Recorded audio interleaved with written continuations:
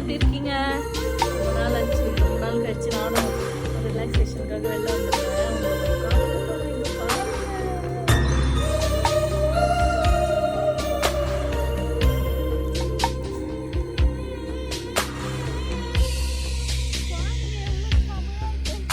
புது வெள்ளை மழை இங்கு பொழிகின்றது. இந்த கொள்ளை நிலா உடல் நனைகின்றது. இங்கு சொல்லாத இடம் கூட குளிர்கின்றது. மனம் சூடான இடம் தேடி அலைகின்றது. புது வெள்ளை மழை இங்கு பொழிகின்றது.